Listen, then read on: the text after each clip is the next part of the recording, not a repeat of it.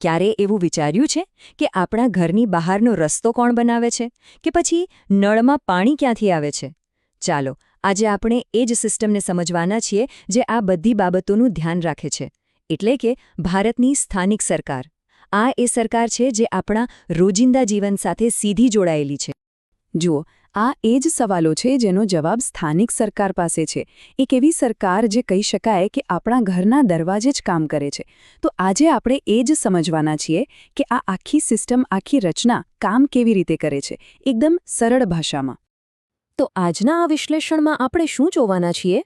સૌથી પહેલાં તો સ્થાનિક સરકાર એટલે શું, પછી ગામડા અને શહેરોમાં શાસન કઈ રીતે ચાલે છે એ જોઈશું, અને છેલ્લે આ બધામાં લોકોના હાથમાં કેટલી સત્તા છે એની વાત કરીશું. તો ચાલો શરૂ કરીએ. તો સૌથી પહેલો મુદ્દો, સ્થાનિક સરકાર છે શું? એનો અર્થ શું થાય? આપણા આડોશ-પાડોશમાં સત્તા કેવી રીતે કામ કરે છે? ચાલો એ સમજીએ. સ્થાનિક સ્વરાજ, એનું મૂળભૂત આઈડિયા છે ને, એ એકદમ સિમ્પલ છે. વિચાર એવો છે કે કોઈ વિસ્તારની જે સમસ્યાઓ હોય એનો સૌથી સારો ઉકેલ ત્યાંના સ્થાનિક લોકો જ લાવી શકે. કેમ? કારણ કે એ લોકો જ પોતાની તકલીફોને સૌથી નજીકથી અને સૌથી સારી રીતે સમજતા હોય છે. બરાબર ને? હવે ભારતમાં આ જે સ્થાનિક શાસન છે ને, એને મુખ્યત્વે બે ભાગમાં વહેંચી દેવાયું છે.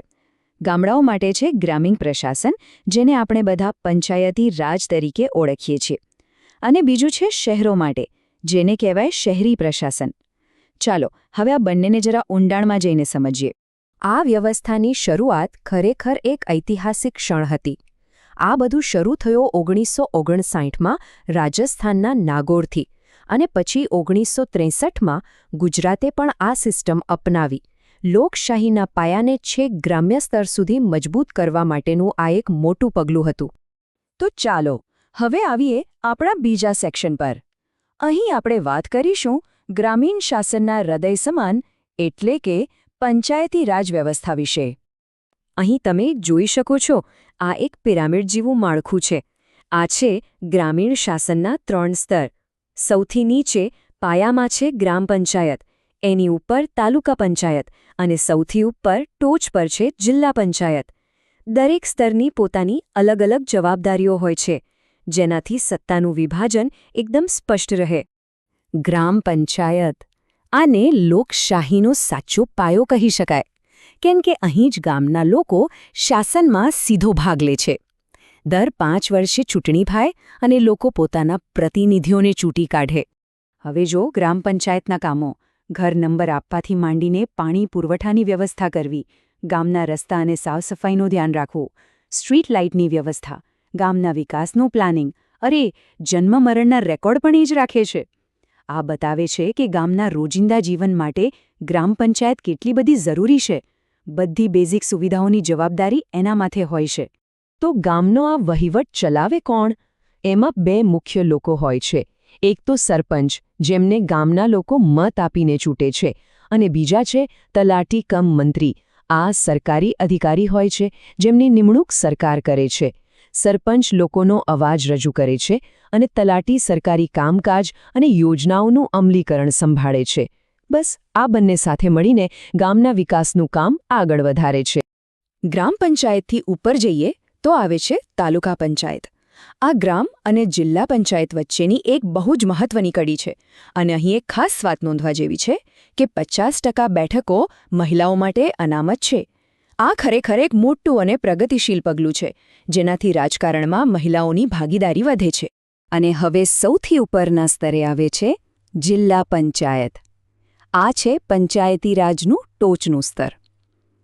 એનું કામ આખા જિલ્લાના વિકાસ માટે મોટી યોજનાઓ બનાવવાનું અને એનું સંકલન કરવાનું હોય છે. દાખલા તરીકે, જિલ્લામાં ક્યાં નવી શાળાઓ બનશે, ક્યાં હોસ્પિટલોની જરૂર છે, આ બધા મોટા નિર્ણયો અહીં લેવાય છે.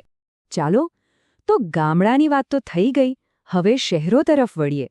જોઈએ કે શહેરી વિસ્તારોમાં આ સ્થાનિક શાસન કઈ રીતે કામ કરે છે.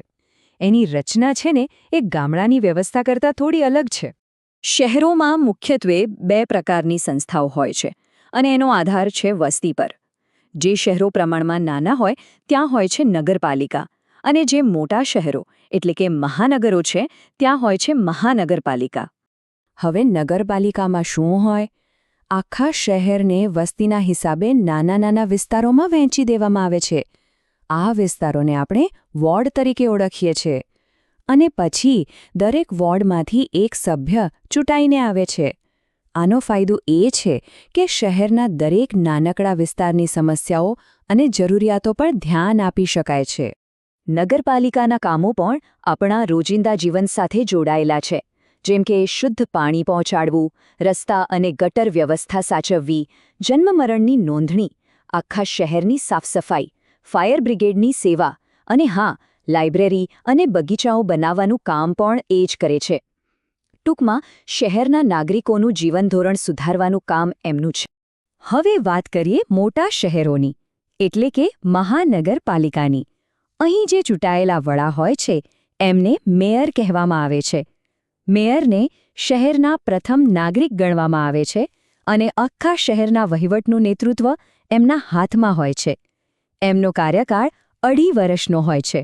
જેમ શહેર મોટું એમ એની જરૂરિયાતો પણ મોટી, એટલે મહાનગરપાલિકાના કામો પણ મોટા પાયે હોય છે. જાહેર સ્વચ્છતા અને આરોગ્યનું ધ્યાન રાખવું, આખા શહેરમાં પીવાના પાણીની વ્યવસ્થા કરવી, મોટા રસ્તાઓ અને બ્રિજ બનાવવા અને સાચવવા, પ્રાથમિક શિક્ષણનું સંચાલન અને ગટર વ્યવસ્થા જેવી મોટી જવાબદારીઓ એ સંભાળે છે. તો આપણે ગામડા અને શહેર બંનેની વ્યવસ્થા જોઈ, પણ આ બધી રચનાનો આખરે હેતુ શું છે? આ બધું આપણને, સામાન્ય નાગરિકને કેવી રીતે અસર કરે છે? ચાલો હવે આપણા અંતિમ વિભાગમાં એની જ વાત કરીએ. આ વાક્ય ઘણું બધું કહી જાય છે. લોકશાહીનું સૌથી મહત્વનું એકમ સ્થાનિક સરકાર છે. કેમ? કારણ કે આ એ જ સ્તર છે જ્યાં એક સામાન્ય નાગરિક શાસનને સૌથી નજીકથી અનુભવી શકે છે અને એટલું જ નહીં, એમાં સીધો ભાગ પણ લઈ શકે છે. તો અહીં આપણે ફરી એકવાર બંને માળખાને જોઈ શકીએ છીએ.